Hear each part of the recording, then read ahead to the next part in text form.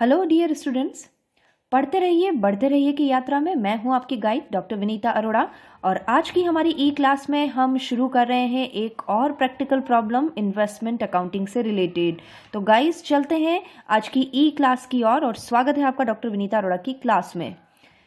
Investment accounting को और अच्छे से समझने के लिए आज एक और प्रश्न मैं आपके सामने रख रही हूँ। ये भी एक एग्जामिनेशन क्वेश्चन ही है और इस एग्जामिनेशन क्वेश्चन को देखना इसलिए भी ज़रूरी है क्योंकि यहाँ पर हमने इन्वेस्टमेंट अकाउंटिंग से रिलेटेड लेज़र पोस्टिंग की है। कल तक हमने जो क्वेश्चन आपके सामने रखा था हमारे पिछले वीडियो में, जिसका लिंक आप हमारे डिस्क्रिप्शन बॉक्स में देख सकते हैं या आई बटन पर क्लिक करके भी आप उसे समझ सकते हैं, पढ़ सकते हैं। उसमें हमने आपको बताया था कि किस तरह से जर्नल एंट्रीज की जाएंगी और जर्नल एंट्रीज के साथ किस तरह से उनके अकाउंटिंग ट्रीटमेंट किए जाएंगे। लेकिन आज के हमारे इस वीडियो में हम बात कर रहे हैं एक नए क्वेश्चन के साथ इन्वेस्टमेंट अकाउंटिंग के लिए अकाउंट्स मेंटेन करने की, यानी लेजर पोस्टिंग से रिलेटेड बात हम आज के वीडियो में कर रहे हैं। तो गाइज देखते हैं इस प्रश्न की ओर। 1 जून 2018 को ए ने 24,000 डिबेंचर्स 24,000 अंकित मूल्य के 5% ऋण पत्र 90 रुपए की दर से ब्याज सहित परचेज किए हैं। आप चाहें तो साथ साथ में रिपोर्ट बनाते रहिए। ब्याज हमेशा 30 जून और 31 दिसंबर को दे होगा। इंटरेस्ट के लिए आपको रेट्स दे रखी हैं। साथ ही जो अन्य एक्सपेंसेस हुए हैं वो 20 रुपए और साथ में ब्रोकरेज हुआ है वो 2% दिया जाएगा। 1 दिसंबर 2018 को देखिए फिर से यहाँ पर एक और ट्रांजैक्शन। 1 दिसंबर 2018 को पहला ट्रांजैक्शन 1 जून 2018, दूसरा 1 दिसंबर 2018 को 10,000 अंकित मूल्य के ऋण पत्र 92 रुपए पर ब्याज रहित बेच दिए हैं, एक्स इंटरेस्ट के साथ बेच दिए हैं, 2% की दलाली दी गई है।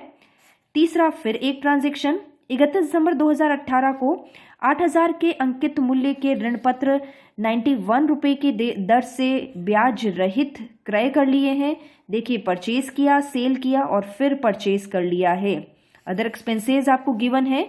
नाउ एक और डेट आपके सामने, एक और ट्रांजैक्शन 1 मार्च 2019 को 6,000 के अंकित मूल्य के ऋण पत्र 94 रुपए यानी 94 की दर से बेच दिए।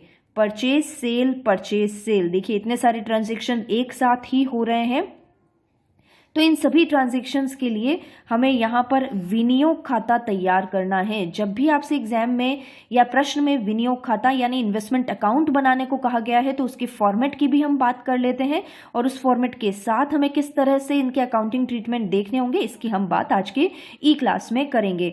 तो देखिए गाइज यहाँ पर 5% भारत डिबेंचर स्टॉक अकाउंट बनाया गया है। ये हमारे विनियोग का नाम है, भारत ऋण पत्र स्टॉक, और हमने यहाँ पर लिख लिया है। सबसे इंपॉर्टेंट चीज़ जो इसके फॉर्मेट की है ये मैं आपके सामने रखना चाहती हूँ। देखिए फॉर्मेट आप कुछ इस तरह से बनाइए। डेबिट साइड में date particular, nominal value, interest and cost, ये 5 कॉलम बनेंगे। इसी तरह से क्रेडिट साइड के लिए भी date particular, nominal value, interest and cost, ये टोटल 10 कॉलम आपको बनाने होंगे जब आपको विनियोग खाता बनाने की बात कही जा रही है। तो देखिए किस तरह से हम यहाँ पर सारे कॉलम्स में एंट्री फीड करेंगे। आपको जर्नल एंट्रीज के बारे में मैंने अपने पिछले वीडियो में बहुत अच्छे से समझाया था।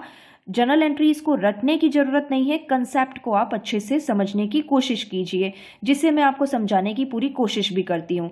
तो गाइस देखिए डेट्स को मैंने यहाँ पर डार्क बोल्ड मार्क किया हुआ है, जो हमें पता चल जाए कि हमें नेक्स्ट किस ट्रांजैक्शन को लेना है। और साथ ही 2 डेट्स और हमें ध्यान रखनी है, 30 जून और 31 दिसंबर। यहाँ मैं आपको बता देना चाहती हूँ गाइज, हमारी date of closing of account से 31 मार्च और जबकि इंटरेस्ट दिया जा रहा है 30 जून और 31 दिसंबर को, इससे रिलेटेड हमारा एक्रूड इंटरेस्ट का भी एक एडजस्टमेंट होगा, ये भी मैं आज आपको बताने वाली हूँ। तो देखिए किस तरह से आपको कैलकुलेशन करनी है। सबसे पहले बात करते हैं जो हमारा ट्रांजैक्शन है 1 जून 2018 को 24,000 के अंकित मूल्य के 5% ऋण पत्र 90 की दर से ब्याज सहित क्रय कर लिए गए हैं। तो देखिए सबसे पहले आप क्योंकि क्रय किए हैं, पैसा गया है, डेबिट साइड में आप लिखिए 1 June 2018 to bank now nominal value क्योंकि 24,000 अंकित मूल्य के हैं। देखिए यहाँ पर नंबर ऑफ डिबेंचर्स गिवन नहीं है, आपको दिया हुआ है 24,000 अंकित मूल्य के डिबेंचर्स। यानी यहाँ पर ये चीज़ क्लियर है कि ये डिबेंचर्स यदि हम, क्योंकि 90, 92, 91 ये रेट्स दी हुई है, तो हम मानकर चलते हैं कि इन डिबेंचर्स का जो फेस वैल्यू है वो 100 रुपये है। तो यानी नंबर ऑफ डिबेंचर्स यहाँ पर 240 हो गए हैं। तो इस तरह से उनकी नॉमिनल वैल्यू जो बन रही है वो 24,000 रुपये की नॉमिनल वैल्यू है।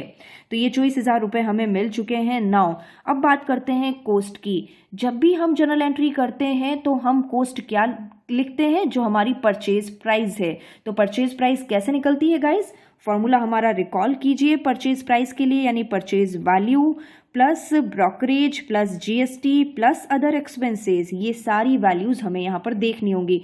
तो सबसे पहले परचेज प्राइस देखते हैं। 24,000 अंकित मूल्य के डिबेंचर्स हैं, या तो यहाँ पर 240 इंटू 90 कर दीजिए, या फिर हम 24,000 इंटू 90/100 कर दें। बात एक ही होगी क्योंकि हमारे 240 नंबर ऑफ डिबेंचर्स हैं और 90 रुपीज़ की वैल्यू पर हम इसे परचेज कर रहे हैं। तो हमारी परचेज प्राइस हो गई 21,600। स्टाम्प ड्यूटी आपको क्लियर गिवन है 20 रुपये है, और ब्रोकरेज जो देना है वो आपको परचेज प्राइस पर 2% और साथ ही जीएसटी 18% चार्ज कर लीजिए। ये वैल्यू सारी कैलकुलेटेड हैं, आप चाहें तो अपने प्रैक्टिस के लिए इन्हें सारा कैलकुलेट करके आप देखिए। और हमारी जो टोटल परचेज वैल्यू निकल रही है 22,130। तो 22,130 हमारी निकल रही है। लेकिन यहां पर मैं आपको नोटिस में लाना चाहूंगी गाइज, ब्याज सहित। जब भी हमें ब्याज सहित वैल्यू मिलती है, यानी ये जो हमें वैल्यू मिली है वो ब्याज सहित मिली है, तो इसमें से क्या करना होगा, हमें फिलहाल अभी इंटरेस्ट को माइनस करना होगा, क्योंकि ये वैल्यू कॉस्ट प्लस इंटरेस्ट की है। तो हम इस कॉस्ट प्लस इंटरेस्ट की वैल्यू में से इंटरेस्ट को माइनस कर लेते हैं। तो चलते हैं इंटरेस्ट की ओर। देखिए इंटरेस्ट जो निकाला जाएगा, जो कि माइनस किया जाएगा, क्योंकि यहाँ पर इंटरेस्ट जब हम परचेज करते हैं तो हमें इंटरेस्ट सेलर को देना होगा। तो कौन सी डेट का होगा, due date to the date of transaction.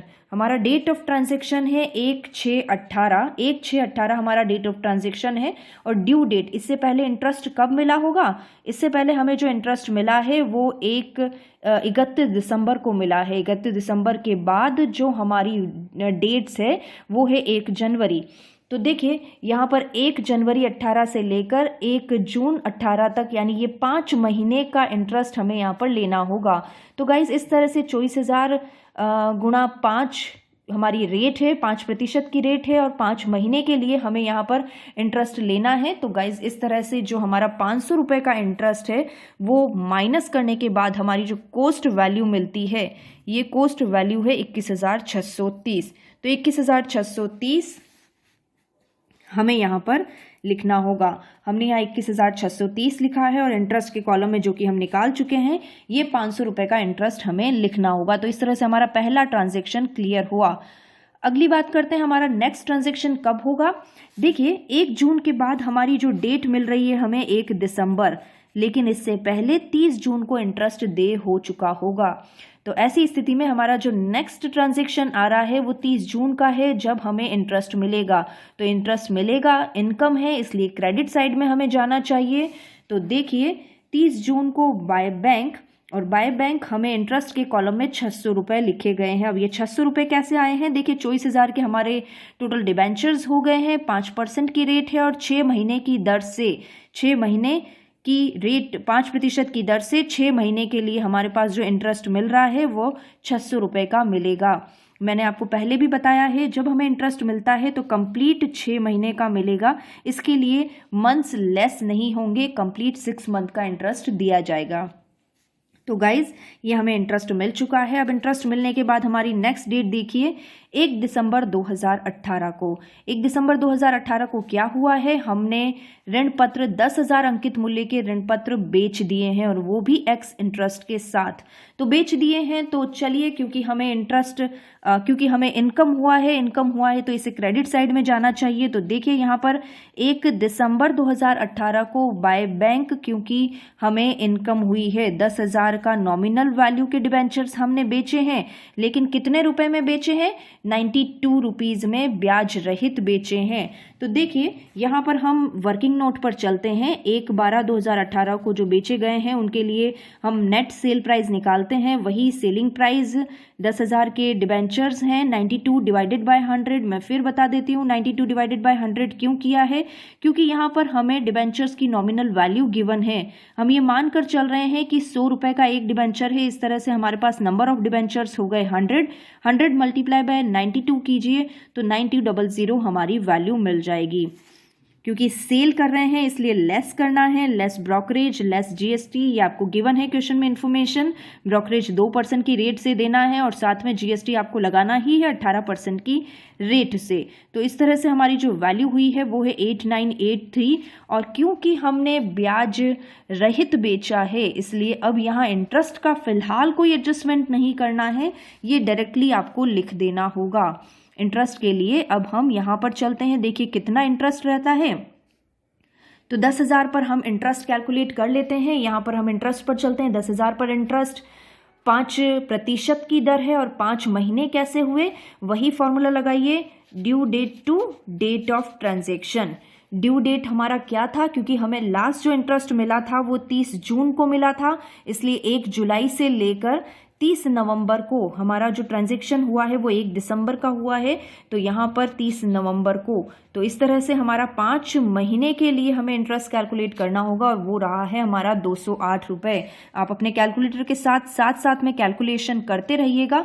तो इस तरह से 208 रुपये का हमने इंटरेस्ट भी कैलकुलेट कर लिया। तो गाइज इस तरह से 3 ट्रांजेक्शन्स हमने यहाँ पर पूरे कर लिए हैं। एक हमने परचेज किया है, इंटरेस्ट रिसीव्ड किया है और साथ ही हमने 10,000 की सिक्योरिटी सेल भी कर दी है। नाउ आगे चलते हैं इस क्वेश्चन में। 31 दिसंबर 2018 को 8,000 के अंकित मूल्य के ऋण पत्र 91 रुपए की दर से ब्याज रहित क्रय किए हैं। देखिए परचेज किया है यानी हमारा एक्सपेंसेस है इसलिए डेबिट साइड में जाना चाहिए परचेज।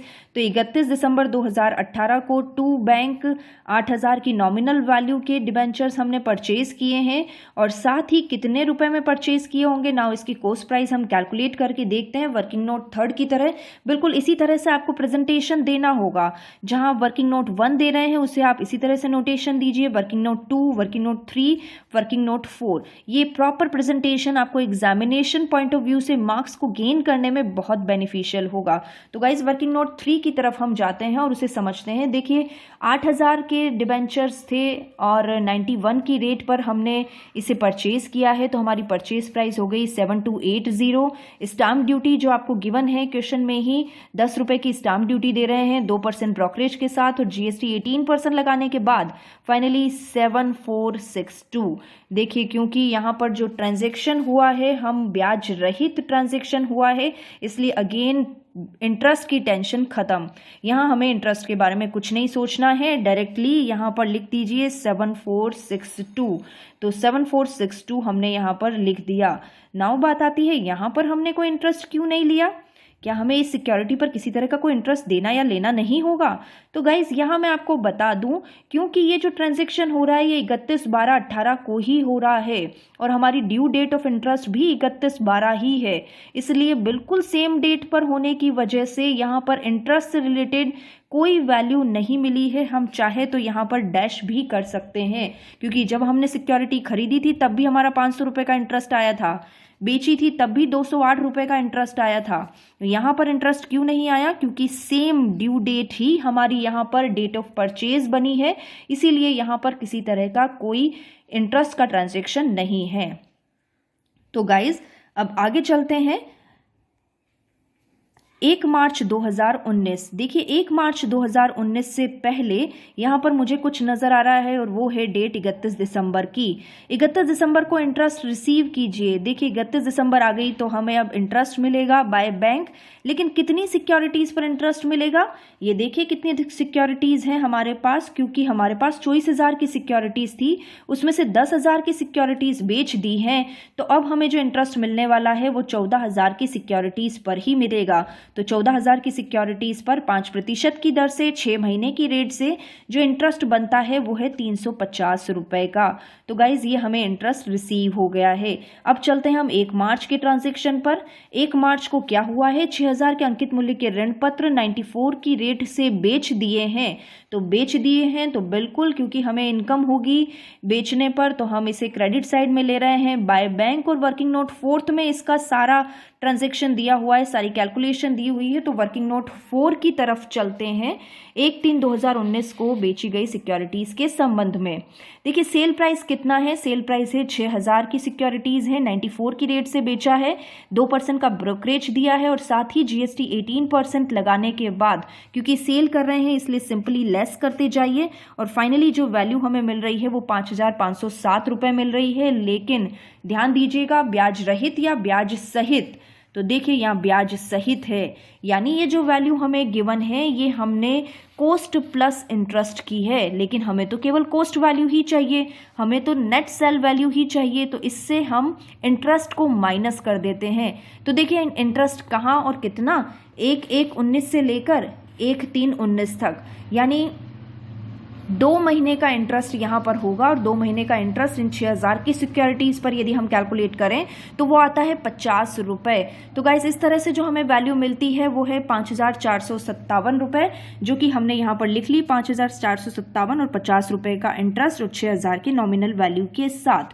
तो गाइस इस तरह हमारी सारी क्वेश्चन की जो इन्फॉर्मेशन थी वो सारी कंप्लीट हो चुकी है, लेकिन अभी भी हमें बुक्स क्लोज करना बाकी है। देखिए बुक्स क्लोज करते समय हमें थोड़ी चीज़ें ध्यान में देनी होगी। सबसे पहली जो बात मैंने आपको शुरुआत में बताई थी कि एक्यूर्ड इंटरेस्ट यहाँ जनरेट होने वाला है, वो जनरेट कैसे होगा ये आप जरूर से देखिएगा। देखिए यहाँ पर हम सारे ट्रांजेक्शन्स करने के बाद बाय एक्रूड इंटरेस्ट की बात करते हैं। ये एक्रूड इंटरेस्ट 200 रुपये का आता है और ये 200 रुपये का इंटरेस्ट कैसे बन रहा है, ये 2 महीने का इंटरेस्ट है जो हमारी 16,000 की सिक्योरिटीज़ पर बनेगा। देखिए यहाँ पर मैंने, क्योंकि यहाँ वर्किंग नोट बुक में नहीं दिया हुआ था तो इसलिए मैंने इसे समझाने के लिए आपको यहाँ पर दिया हुआ है। देखिए टोटल हमारी जो सिक्योरिटीज़ हमारे पास थी 24,000 प्लस 8,000, इनमें से हमने 16,000 की सिक्योरिटीज़ बेच दी। बाकी बची हुई सिक्योरिटीज़ जो हमारे पास है वो 16,000 की है, जिन पर 5% की दर से 3 महीने का इंटरेस्ट एक्रूड है। एक्रूड इंटरेस्ट का कंसेप्ट क्या होता है मैं आपको अच्छे से बता देती हूँ, क्योंकि हमारी जो ड्यू डेट ऑफ इंटरेस्ट है वो 31 दिसंबर है और अगली ड्यू डेट जो आएगी वो 30 जून को आएगी। क्योंकि हमें 31 मार्च को खाते बंद करने हैं, इसलिए हमने 3 महीने का इंटरेस्ट जो कि 31 दिसंबर के बाद जनरेट हुआ है, जनवरी, फरवरी और मार्च का, वो हमने एक्रूड कर लिया है। अभी तक कंपनी की तरफ से मिला नहीं है, लेकिन हम अपने बुक्स ऑफ अकाउंट्स को क्लोज कर रहे हैं, इसीलिए हमने इस एक्रूड इंटरेस्ट को बुक्स में जरूर से लेना होगा। और देखिए 16,000 की सिक्योरिटीज़ हमारे पास है, 5% की दर से 3 महीने का जो इंटरेस्ट है वो हमें 200 रुपये यहाँ पर लिखना ही होगा। अब गाइस खाते क्लोज करते जाइए। हमने अपनी सिक्योरिटीज़ के लिए बैलेंसिंग फिगर निकाल लिया, बाई बैलेंस CD 16,000। हमने इंटरेस्ट के कॉलम के लिए बैलेंसिंग फिगर निकाल लिया, बिल्कुल एकदम बराबर रहा 1408 और 1408। नाउ कॉस्ट के कॉलम में, क्योंकि कॉस्ट की बात हम कर रहे हैं तो प्रॉफिट एंड लॉस भी आना चाहिए। तो प्रॉफिट एंड लॉस आने के लिए यहाँ मैं आपको बता दूँ कि सिंपली आप चाहें तो डेबिट में से क्रेडिट को माइनस कर दीजिए, आपका प्रॉफिट और लॉस निकल जाएगा। यानी मान लीजिए यदि यहाँ पर बैलेंसिंग फिगर बच रहा है तो यहाँ बैलेंसिंग फिगर लिख दीजिए और यहाँ बैलेंसिंग फिगर बच रहा है तो यहाँ बैलेंसिंग फिगर लिख दीजिए। लेकिन यहाँ प्रश्न में एक ट्विस्ट डाला गया है और वो ट्विस्ट कुछ इस तरह से कि बाजार मूल्य 88.5% है। देखिए जब भी हम किसी इन्वेस्टमेंट का वैल्यू करते हैं तो AS 13 के अकॉर्डिंग इन्वेस्टमेंट की वैल्यू मार्केट प्राइस या कॉस्ट प्राइस दोनों में से जो भी कम होगी उस पर की जाएगी। तो देखिए यहाँ पर जो मार्केट प्राइस है वो मार्केट प्राइस है 14,160। ये 14,160 कहाँ से आए, क्योंकि हमारे पास 16,000 के डिबेंचर्स बाकी हैं, 16,000 के डिबेंचर्स, और हमारी मार्केट प्राइस जो हमारी बताई गई है वो है 88.5। तो इन्हें आप मल्टीप्लाई करें तो 14,160, जबकि हमारी जो वैल्यू निकलनी चाहिए वो इनको माइनस करने के बाद हमारे पास 492 रुपये 492 रुपीज़ एक्सेस में है, इसलिए ये प्रॉफिट एंड लॉस में चले गए। देखिए गाइज, यहाँ पर जो हमारी मार्केट वैल्यू जो कि 14,160 है ये कम है, इसीलिए हमें इन 16,000 के इन्वेस्टमेंट को 14,160 रुपये पर ही वैल्यू करना होगा। तो इसलिए जो भी बैलेंसिंग फिगर हमारा बच रहा है उसे आप loss on revaluation of debenture करते हुए 492 रुपये लिख दीजिए। यहाँ कुछ लॉस के बारे में भी समझाया हुआ है, क्योंकि हमने 2 डिबेंचर्स बेचे हैं, 10,000 वाले और 6,000 वाले। उसके संबंध में भी आपको यहाँ पर ट्रीटमेंट कर सकते हैं यदि आप 492 रुपये को बैलेंसिंग फिगर के थ्रू नहीं निकालकर इसके अकॉर्डिंग कैलकुलेट करना चाहें। लेकिन यहाँ पर इजी वे आप सभी के लिए यही रहेगा कि हम बैलेंसिंग फिगर में इसे कैलकुलेट कर लें और साथ ही में अकाउंट्स को क्लोज कर दें। तो गाइस, इस तरह से सारी कैलकुलेशन मैंने आपके सामने रखी कि कैसे डिबेंचर अकाउंट एक लेजर के रूप में या अकाउंट के रूप में तैयार किया जाएगा। तो गाइस, यदि हमारे वीडियो को आपने पसंद किया है तो इसे लाइक और शेयर जरूर करें, और हमारे चैनल पर यदि आप नए हैं तो आप हमारे चैनल को लेटेस्ट अपडेट के लिए सब्सक्राइब करना तो बिल्कुल भी ना भूलें। Thank you guys, thank you so much.